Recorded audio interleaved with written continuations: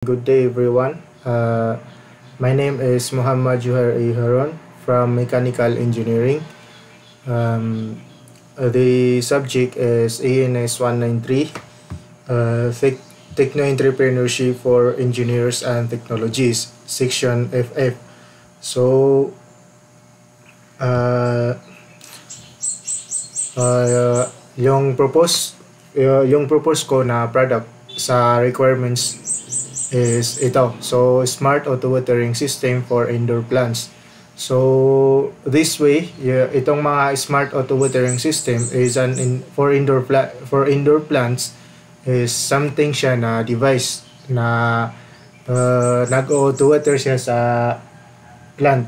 So, parang device siya na siya na yung naglalagay ng water sa plant natin sa mga indoors. Like yung sa just recently kasi yung sa just recently yung mga indoor plant pumuso yan kasi. So like yung sa bahay, yung mga nagpo-flower sila, ang daming flower. So one of the factor na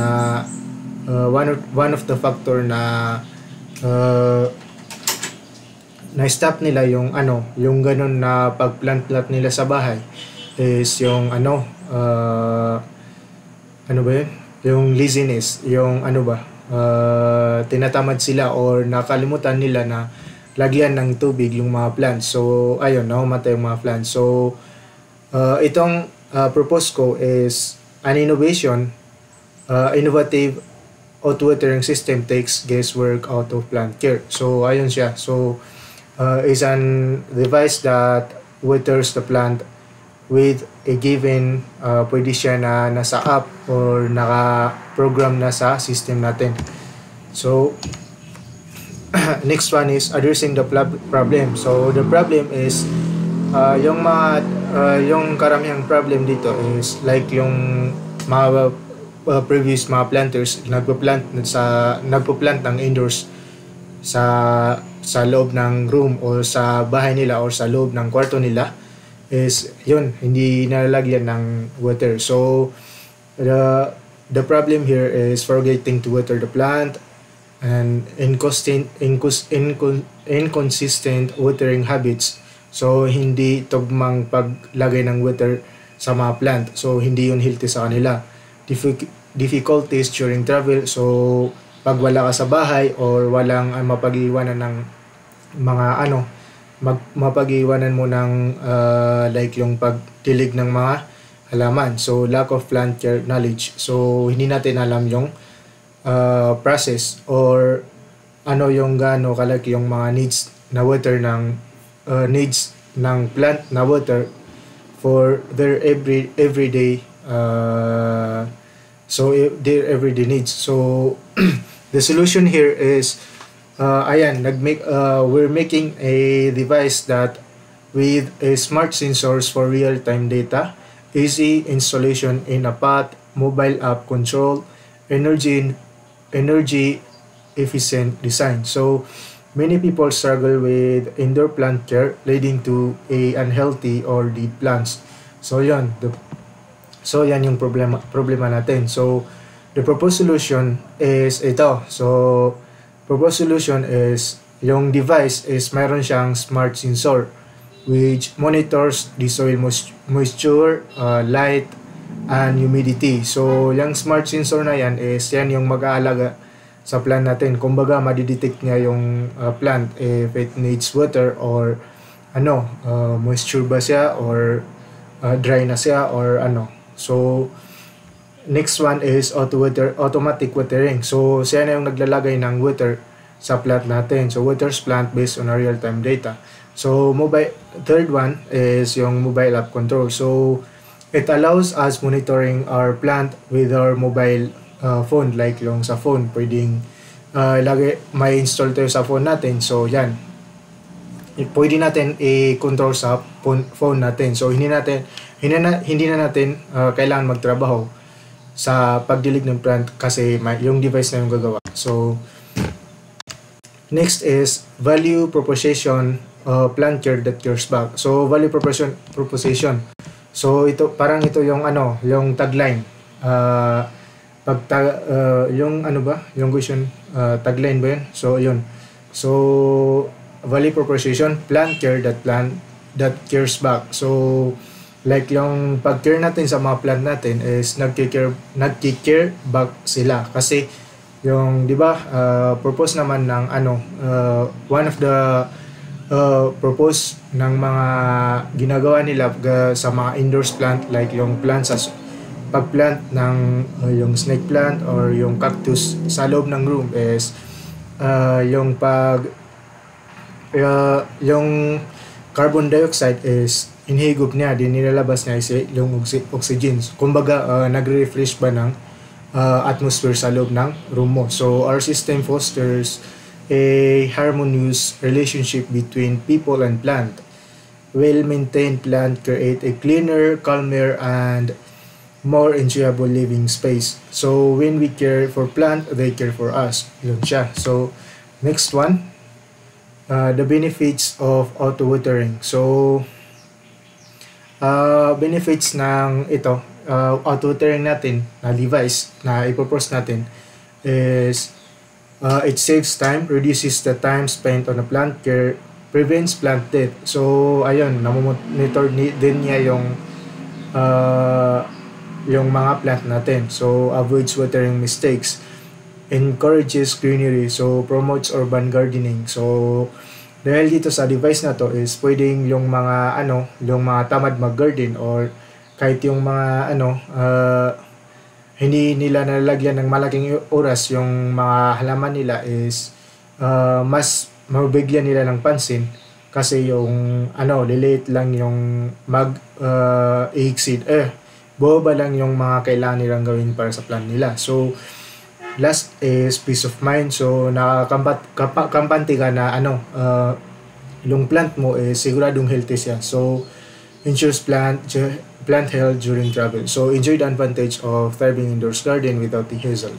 So next one, customers feedback from the survey. So from the survey naman, yung pag-survey ko, yung pag-survey ko is one of the question na nilagay ko doon, point doon is yung watering issues. So some of them answers that sa watering issues is forgetting to water, over-watering, and plant loss. So yun, forgetting to water, nakakalimutan nilang lagyan ng water, over or nasobrahan or nakukulangan ng tubig, at saka yung pagkawala ng mga plant like nakumatay siya. So next one is system appeal. All found the system helpful. 3 or 5 would consider buying. So yung propose ko dyan sa survey, yung i-propose ko na survey question na is 3 out of 5 sa kanila na magbabay ng device kasi na parang ganun. So preferred features, so some of the suggestion nila is plant compatibility, long battery life, mobile app control. Yan lang yung mga features na gi-highlights doon. So next, difference from existing solution or product. So from this propose is may mga existing na mga product. Just something yung sa akin lang is gipropose ko lang para sa mga indoors, specific siya na para sa mga indoors na plan. So most current solution really on timers, not sensors. Limited customization in other devices, few offers of integration and monitoring, or system adapt to actual plant needs in real time. So ito, existing company with similar product. So itong nakita kong uli website to, LatePath. So this is from the Philippines, here in Philippines. So yung sa kanila is yan, may mga series na ganyan. So automatic naman, pero something na yung sa kanila is medyo siya expensive. So nakita naman natin yung price, $59.99 or $79.99. So isa rin dyan is yung plan ko is something na mas simple siya compared dyan. So parang simple lang na device tas lalagay mo sa plant mo, so siya na yung magkuhan, may control sa cellphone mo, then pwede mo i-control. So next one is ito, other company din ito. So, PlantMate. So, ito, nakita ko yung sa kanila, around 10,000 HP yung price ng ng device na to. So, parang same siya sa gi-propose ko, pero yung sa kanila is malaki. But, same lang sa pero basta yan, malaki yung price nila. So, gagawa tayo na much more cheap. So, yun. So, the last one is yung market analysis, yung TAM, SAM, SOM. So, first one is yung TAM, yung yung TAM? Total Addressable Market. So, as for me kinuha ko lang yung sa BARM region. So, from research ko sa Google, yung survey noong census noong 2020, yung based on the data is we have a 980,000 household in BARM. And the next here is the estimated with interest in indoor plants. So, nag-assume lang ako ng 20%, just 10% lang, 10% ang BARM with plant interest. So, 10% lang sa kanila ang may interest sa plant. So, i-times natin yung 10% sa 980,000 household. So, equals lang siya sa 98,000 household. So, sa SAM naman, yung SAM is Serviceable Available Market. So, Serviceable Available Market. So, yung nakuha natin na TAM, Total Addressable Market, i-estimate lang natin. So, yung 40% nun is digitally connected. So, yan yung mga gumagamit ng phone. Hindi na spoiled na sila sa paggamit ng technology. So, from yung 98,000 household is yung 40% sa kanila is yung serviceable available market. So, marunong na sila gumamit ng mga digital app or technologies or something na innovative product. So, yung 40% is ng 980,000 is 39,200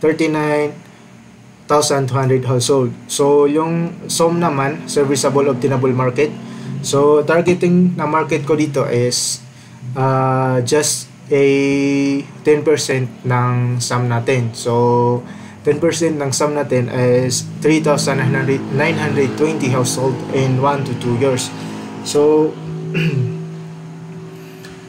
ayun. So, yung SOM, yan, yung SOM pala. SOM. So, ayan. So, kailangan na natin i-produce SAM na susuplayan natin ng targeted market natin na consumers is yung yung sa SOM natin, yung 3,920 household in 1 to 2 years. So, ayun.